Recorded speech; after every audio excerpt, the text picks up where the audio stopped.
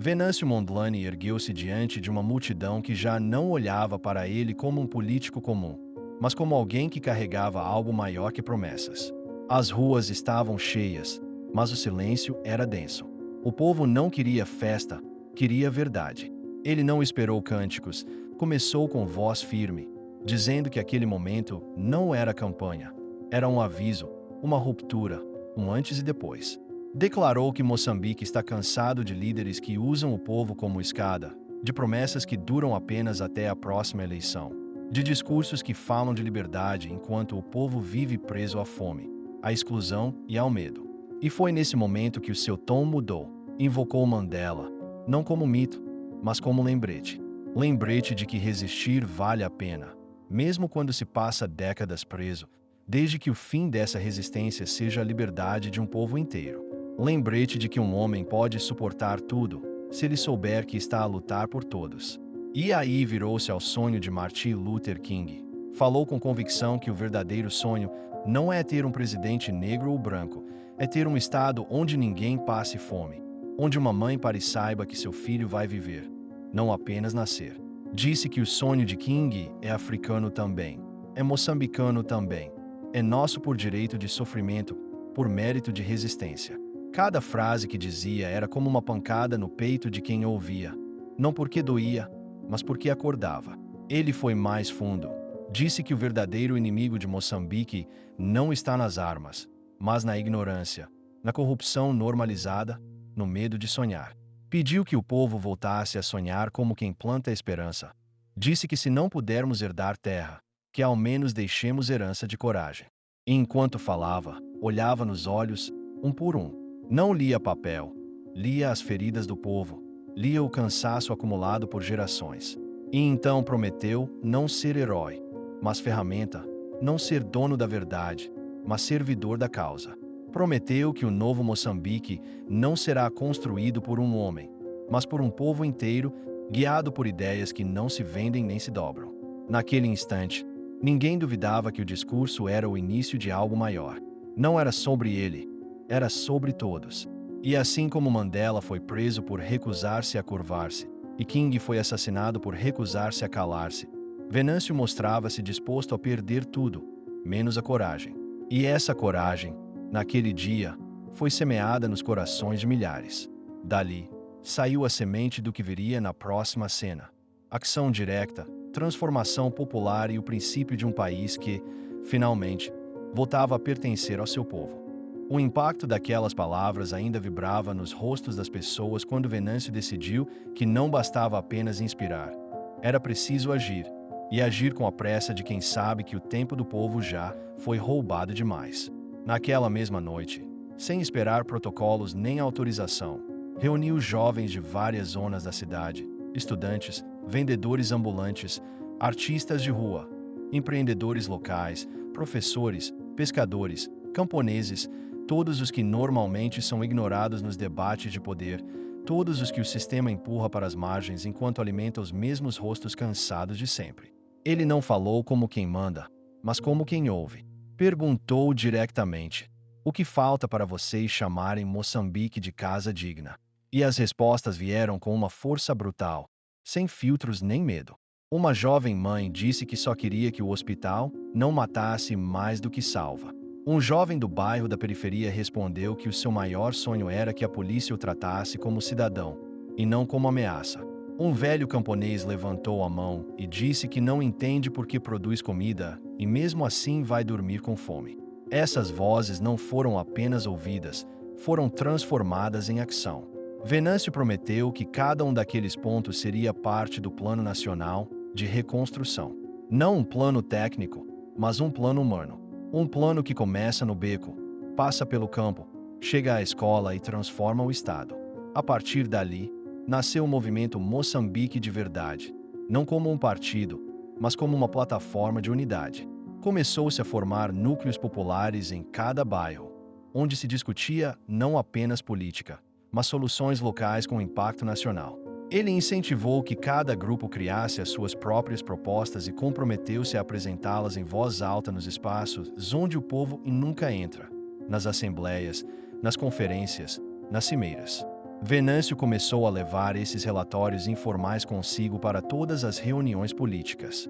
Não eram documentos bonitos com carimbos, eram folhas sujas, com letras de criança, mapas traçados com carvão, listas escritas em guardanapos, mas carregadas de verdade. Em pouco tempo, líderes comunitários começaram a multiplicar essa energia. Surgiram escolas informais, cooperativas espontâneas, hortas comunitárias, rádios locais com debates entre vizinhos, jovens a ensinar tecnologia nos bairros. E tudo isso, sem esperar pelo Estado. Moçambique começava a provar que não precisa pedir permissão para crescer, que quando o povo acredita em si mesmo, nenhuma estrutura de opressão resiste. Venâncio voltou a falar à nação, desta vez não para anunciar promessas, mas para mostrar resultados que nasciam de baixo para cima. Disse que a verdadeira independência nunca tinha sido assinada, estava agora a ser escrita nas mãos calejadas do povo. Mas o momento mais marcante dessa nova fase foi quando uma criança, num desses encontros, disse com voz tímida que sonhava ver um presidente visitar a sua escola como se fosse importante. Aquilo calou a todos. Venâncio parou, olhou nos olhos dela e disse que a partir daquele dia, cada escola esquecida por um político se tornaria prioridade para um novo país. E assim, o que começou como um discurso transformador virou uma onda imparável de consciência. Era como se Moçambique estivesse finalmente a acordar, não para seguir um homem, mas para tomar o seu lugar na história com as próprias mãos. E foi assim, com o povo a organizar-se, a pensar-se, a resistir de forma criativa, que a chama da mudança real foi acesa. E essa chama acesa iria iluminar a sala onde, na cena seguinte, o mundo ouviria pela primeira vez que Moçambique já não espera ser ajudado, espera ser respeitado.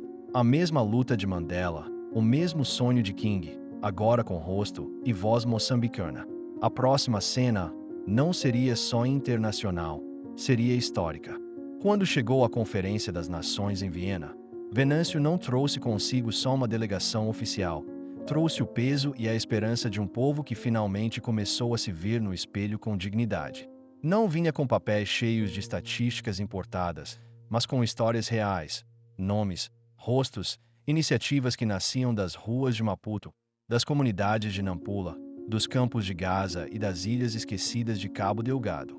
Enquanto os representantes de outros países falavam de projetos futuros, ele falou de realidades vivas, mostrou vídeos gravados por jovens em celulares simples, testemunhos de mulheres que viraram empreendedoras com recursos locais, agricultores que criaram novas formas de irrigação sem esperar por investimento estrangeiro. O auditório, acostumado a discursos técnicos e distantes, foi obrigado a prestar atenção, não porque a voz era alta, mas porque a verdade dita com coragem obriga respeito. Venâncio não pediu dinheiro, exigiu respeito. Não apresentou Moçambique como uma causa humanitária, mas como um hector político maduro e necessário. Disse em voz firme que a África já deu ao mundo mais do que recebeu e que é tempo de esse desequilíbrio ser corrigido, não com caridade, mas com justiça histórica. Lembrou que Mandela nunca se ajoelhou perante o poder internacional e que Luther King não pediu permissão para sonhar. E por isso Moçambique também já não iria implorar por oportunidades, mas criar as suas próprias portas de entrada. Exigiu mudanças nas regras de comércio, justiça climática verdadeira, representação justa nos fóruns globais, investimento em inovação africana feita por africanos. E enquanto falava, era visível que alguns chefes de Estado olhavam com surpresa, outros com desconforto, mas todos com atenção. No fim da conferência, quando todos esperavam o típico encerramento diplomático, Venâncio rompeu o protocolo e convidou uma jovem moçambicana a subir ao palco. Ela era filha de camponeses, criada por uma avó analfabeta, mas agora liderava um projeto de energia solar comunitária. Com voz firme, ela disse que aprendeu mais nas conversas com os vizinhos do que em qualquer manual internacional, e que o que o seu país precisa não são conselhos de especialistas de fora, mas escuta dos que vivem dentro. A sala levantou-se num aplauso que não foi por cortesia, foi por impacto. Naquele momento, Moçambique deixou de ser visto como um território e passou a ser reconhecido como uma consciência. No regresso ao país, o aeroporto estava lotado não com bandeiras de partido, mas com rostos comuns de quem sabia que algo tinha mudado. E ali, num discurso simples, Venâncio disse que o caminho de Mandela foi duro, mas valeu a pena porque inspirou liberdade. E o sonho de Luther King, apesar de ainda não totalmente realizado, serviu como farol para milhões. E que agora Moçambique tinha deixado de ser espectador desses legados para se tornar parte ativa de um novo capítulo global.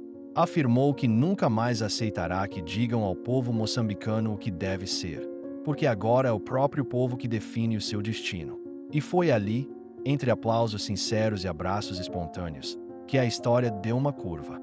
Não era mais sobre Venâncio, era sobre um país inteiro que decidiu não viver de heranças, mas criar o seu próprio legado. Moçambique nunca mais será o mesmo, não porque um homem falou bonito, mas porque uma nação inteira finalmente começou a caminhar com os pés firmes na sua verdade. Ali não terminava um ciclo, começava um novo tempo onde cada criança saberá que nasceu num lugar que merece ser amado, respeitado e ouvido. E o mundo, pela primeira vez em muito tempo, foi obrigado a escutar.